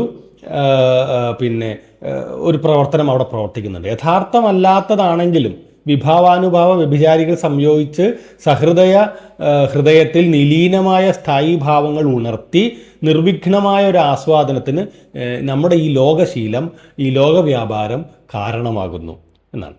അപ്പോൾ ഏകസ്വരവും ആസ്വാദനത്തിന് മുമ്പ് നിലവിലില്ലാത്തതും ആനന്ദസ്വരൂപവും ആസ്വാദനവേളയിൽ മാത്രം നിലനിൽക്കുന്നതുമായ ഒരു സവിശേഷമായ സ്ഥായീഭാവം ഉണ്ടായി വരികയും അത് ഒരു വ്യത്യസ്തമായ ഒരു അനുഭൂതിയായി മാറുകയും ചെയ്യുമ്പോഴാണ് രസമാവുന്നത് എന്ന് അദ്ദേഹം പിന്നീട് വിശദീകരിക്കുകയും ചെയ്യുന്നു. ഇതാണ് അഭിവ്യക്തിവാദം എന്ന് പറഞ്ഞ സാധനം. ഇത്രയും നമ്മളൊന്ന് മനസ്സിലാക്കി വെക്കുക. ഇനി നേരത്തെ പറഞ്ഞ കാര്യങ്ങളൊക്കെ ഒന്നും കൂടെ റീവൈൻഡ് ചെയ്ത് ഓർത്ത് വയ്ക്കുക. പിന്നെ വ്യഭിചാരി ഭാവങ്ങൾ പൊതുവെ 33 എണ്ണമാണുള്ളത്. അതൊന്ന് ഓർത്ത് വെക്കേണ്ടത്. 33 എണ്ണം ഉണ്ട്. ഒരു ശ്ലോകത്തിൽ അത് പഠിക്കാം. നിർവേദം, ഗ്ലാനി, ശങ്ക, അസൂയ, മതം, ശ്രമം, ആലസ്യം, ദൈന്യം, ചിന്ത, മോഹം, സ്മൃതി, ധൃതി, വ്രീഡ, അങ്ങനെ ധാരാളം. ഹർഷം, ആവേശം, ജഡത, ഗർവം, വിഷാദം, ഔത്സുക്യം, നിദ്ര, അപസ്മാരം, സുപ്തം, വിബോധം, അമർഷം, അവിഹിതം, ഉഗ്രത, മതി, വ്യാധി, ഉന്മാദം, മരണം, ത്രാസം, വിതർക്കം, അങ്ങനെ ഏതാണ്ട് 33ഓളം വ്യഭിചാരി ഭാവങ്ങളെ പറ്റിയാണ് പറയുന്നത്. ഇതെല്ലാം വന്നു പോകുന്നത് നേരത്തെ നമ്മൾ പറയേണ്ടായി. ഇനി രസങ്ങളും അതിൻ്റെ ഒരു എന്താണ് സ്ഥായിയും എന്താണെന്ന് നമ്മളൊന്ന് മനസ്സിലാക്കി വെക്കണം. ശൃംഗാരം എന്ന് പറയുന്ന രസം രതി എന്ന് പറയുന്ന സ്ഥായിയിൽ നിന്നാണ് ഉണ്ടാകുന്നത്. കരുണം, അതിന് ശോകമാണ് സ്ഥായിയായിരിക്കുക. വീരത്തിന് ഉത്സാഹമാണ് സ്ഥായിയായിരിക്കുക. രൗദ്രത്തിന് ക്രോധമാണ് സ്ഥായിയായിരിക്കുക. ഹാസ്യത്തിന് ഹാസമാണ് സ്ഥായിയായിരിക്കുക. ഭയാനകത്തിന് ഭയമാണ് സ്ഥായിയായിരിക്കുക. ബീഭത്സത്തിന് ജുഗുപ്സയാണ് സ്ഥായിയായിരിക്കുക. അത്ഭുതത്തിന് വിസ്മയമാണ് സ്ഥായിയായിരിക്കുക. അവസാനത്തെ ശാന്തത്തിനാകട്ടെ ശമം ആണ് സ്ഥായിയായിരിക്കുക. ഇനി ഇതിനൊക്കെ ചില ദേവതാ സങ്കല്പവും ചില നിറസങ്കല്പവും ഒക്കെ ഉണ്ട്. ശൃംഗാരത്തിന് പച്ച നിറവും വിഷ്ണു ദേവതയായിട്ടും പരിഗണിക്കുന്നു. കരുണത്തിന് തവിട്ട് നിറവും യമനെയും പറയുന്നു. വീരത്തിന് സ്വർണവും ദേവേന്ദ്രനെയും പറയുന്നു. രൗദ്രത്തിന് ചുവപ്പും രുദ്രനെയും പറയുന്നു. ഹാസ്യത്തിന് വെളുപ്പിനെയും ശിവപാർഷദന്മാരെയും പറയുന്നു. ഭയാനകത്തിന് കറുപ്പിനെയും കാലനെയും പറയുന്നു. ബീഭത്സത്തിന് നീലയെയും മഹാകാലനെയും പറയുന്നു. അത്ഭുതത്തിന് മഞ്ഞയെയും ബ്രഹ്മാവിനെയും പറയുന്നു. ശാന്തത്തിന് പറയാൻ പറ്റില്ല, കാരണം ആദ്യത്തെ വർഗീകരണമാണത്. ശാന്തം പിന്നീടുണ്ടായൊരു രസമാണ്. ഇത്രയും കാര്യങ്ങളാണ്. 1-2 കാര്യങ്ങൾ കൂടി പറഞ്ഞ് രസസിദ്ധാന്തത്തിന് പുറത്ത് ചാടാം. രസത്തിന് വിഘ്നങ്ങളും സംഭവിക്കാം. രസവിഘ്നങ്ങൾ എന്ന് പറഞ്ഞ സങ്കല്പം വേറെയുമുണ്ട്, അതും ഓർക്കണം. സപ്തവിഘ്നങ്ങളുണ്ടത്രേ രസവിഘ്നങ്ങൾ. അഭിനവഗുപ്തൻ അതും പറയുന്നുണ്ട്. സംഭാവന വിരഹം, സ്വഗതപരഗത ദേശകാല വിശേഷാവേശം, നിജസുഖാദി വിവശീഭാവം, പ്രതീതുപായ വൈകല്യം, സ്ഫുടത്വാഭാവം, അപ്രധാനത, സംശയയോഗം എന്നിങ്ങനെയുള്ള 7ഓളം വിഘ്നങ്ങളുണ്ട് എന്നും അഭിനവഗുപ്തൻ പറയുന്നത്. ഇതൊക്കെ വന്നാൽ എന്ത് ചെയ്യാൻ പറ്റില്ല, രസം വർക്ക് ചെയ്യില്ല, രസം പ്രവർത്തിക്കില്ല, രസത്തെ തടയും എന്നുള്ള അർത്ഥത്തിലാണ് ഇത് പറയുന്നത്. പിന്നെയുള്ള കുറേ കാര്യങ്ങൾ നിങ്ങളൊന്നും വായിച്ച് മനസ്സിലാക്കിയാൽ ഈ രസസിദ്ധാന്തങ്ങളുടെ ഒരു ഏരിയ കുറച്ചുകൂടെ മനോഹരമായിട്ട് മനസ്സിലാവും എന്ന് തോന്നുന്നു. ഇനിയും നമുക്ക് കുറേ പറയാനുണ്ട് എന്നുള്ളതാണ്. അടുത്ത ഒരു എപ്പിസോഡാക്കിയിട്ട് നമുക്ക് പൗരസ്ത്യം തീർക്കാൻ പറ്റുമോ നോക്കാം. ധ്വനി നിരാസവാദങ്ങളെല്ലാം കൂടെ ചേർത്തൊരു എപ്പിസോഡ് നമുക്ക് ചെയ്യാം.